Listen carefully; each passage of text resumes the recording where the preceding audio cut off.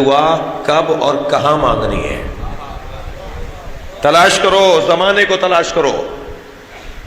اغتنموا خمسۃ عند خمسۃ مواطن، اپنی دعاؤں کو 5 جگہوں پر غنیمت جانو۔ اغتنموا الدعاء عند خمسۃ مواطن، 5 جگہوں پر اپنی دعاؤں کو غنیمت مانو۔ عند نزول الغیث، جب بارش برس رہی ہو تو اللہ کی بارگاہ میں ہاتھ اٹھا لیا کرو، اس لیے کہ اللہ رحمت نازل کر رہا ہے۔ اس رحمت پروردگار کے ساتھ تمہاری دعاؤں کی قبولیت بھی آسان ہو جائے گی۔ نبی فرما رہے ہیں، حدیث سنیے، یہ کون سی جگہیں ہیں؟ یہ میں زمان کی بات کر رہا ہوں۔ زمان، کون کون سے زمانوں میں، کون کون سے لمحات میں، کون کون سے وقتوں میں اپنی دعاؤں کو غنیمت جانو۔ عند نزول الغیث، جب بارش برسے۔ عند الاذان، جب اذان ہو رہی ہو، جب اذان ہو رہی ہو۔ اس کا مطلب یہ ہے کہ اذان ہماری دعاؤں کی قبولیت کا بہترین ذریعہ ہے۔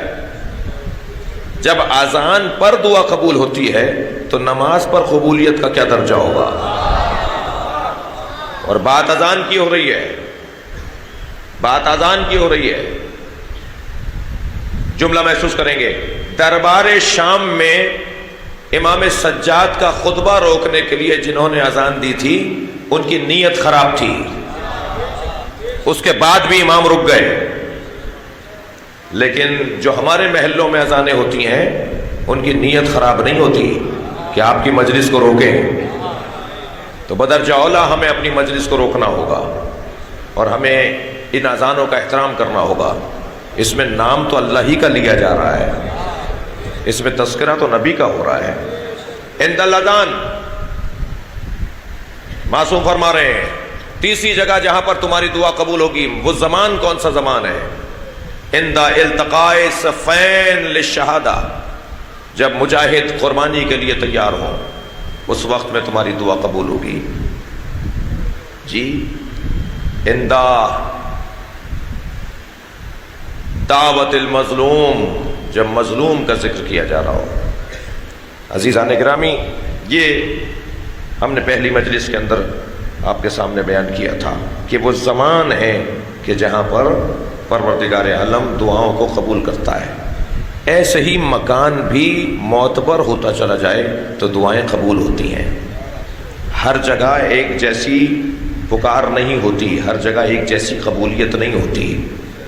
میرے نبی فرماتے ہیں کہ میں منتظر رہتا تھا اس آیت کو پڑھتے وقت کہ میری فاطمہ کو اللہ عظمت کب عطا کرے گا، کہ جیسے زکریا نے مریم کے سامنے جنت کا دسترخوان لگا ہوا دیکھا تو کب وہ وقت آئے گا جو میری فاطمہ کے سامنے بھی جنت سے کھانے آئیں گے اور میں یہ دیکھوں گا کہ میری فاطمہ مریم سے افضل ہے۔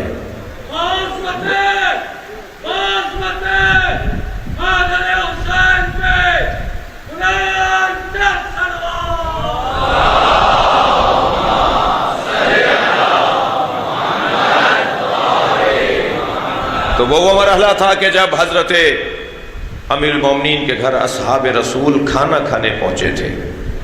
قصہ کچھ یوں ہے کہ جناب زکریا جناب مریم کے سامنے جب جاتے تھے تو ان کے سامنے دسترخوان لگا ہوا ہوتا تھا۔ پوچھتے تھے، یا مریم انا لک ھذا، یہ کہاں سے آیا ہے؟ تو فرماتی تھی، اندا ہوا من عند اللہ، یہ اللہ کی طرف سے آیا ہے۔ اور اس دسترخوان کو جناب مریم اگر کھا لیتی تھی اس سے کھانا تو 1 مہینے تک جناب مریم کو بھوک نہیں لگتی تھی۔ یہ جنت کی غذا کا اثر تھا۔ دقت فرمائیں گے، نبی فرماتے ہیں جب میں قرآن میں یہ آیت پڑھتا ہوں تو مجھے یاد آتا ہے کہ اللہ میری فاطمہ کو کب یہ منظر دکھائے گا، اس لیے کہ اللہ نے میری فاطمہ کو تو مریم سے بھی زیادہ افضل قرار دیا ہے۔ یہ عقیدہ میرا اور آپ کا ہی نہیں ہے، یہ عقیدہ حضرت علامہ اقبال نے بھی بیان کیا ہے۔ مریم از یک نسبت عیسیٰ عزیز، مریم ایک نسبت عیسیٰ کی وجہ سے صاحب عزت ہیں، اسہ نسبت حضرت زہرا عزیز، اور 3 نسبتوں کی وجہ سے حضرت زہرا کو اللہ نے عزت دی ہے۔ نور چشم رحمت للعالمین، یہ فاطمہ زہرا اس کی آنکھوں کی ٹھنڈک ہے جو عالمین کے لیے رحمت ہے. نور چشم رحمت للعالمین، آن امام اولین و آخرین. یہ نبی کی آنکھوں کی ٹھنڈک زہرا. پھر علامہ اقبال کہتے ہیں مادر آن مرکز پرکار عشق، یہ اس کی ماں ہے جو عشق کے دائرے کا مرکز ہے. مادر آن کاروان سالار عشق، یہ اس کی ماں ہے کہ جو عشق کے کاروان کا سالار ہے. پھر فرماتے ہیں بانو آن تاجدار حل عطا، یہ اس کی زوجہ ہے جس کے سر پہ حل عطا کا تاج لگا ہوا ہے. مرتضی مشکل کشا شیر خدا، یہ مرتضی مشکل کشا شیر خدا کی زوجہ ہے.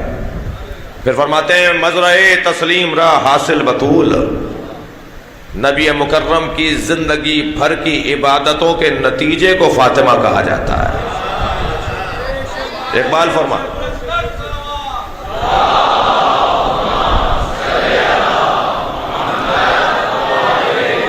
مزرعے تسلیم را حاصل بطول، مادرہ را اسوے کامل بطول. کب ملے گی یہ عظمت میرے زہرا کو؟ مولا علی کے دروازے پہ اصحاب تشریف فرمائے، یا علی ہم آپ کے یہاں کھانا کھانے آئے. کھانا گھر میں نہیں تھا، مگر جب جناب زہرا کی خدمت میں پہنچے تو کیا دیکھا؟ دسترخوان لگا ہوا ہے. پوچھا یہ کہاں سے آیا ہے؟ فرمایا ہوا من عند اللہ، یہ اللہ کی طرف سے آیا ہے.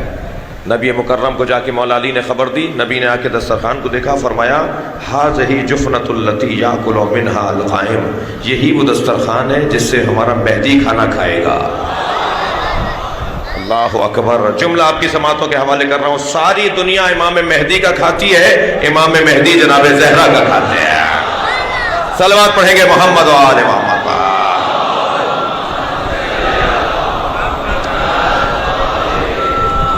مکان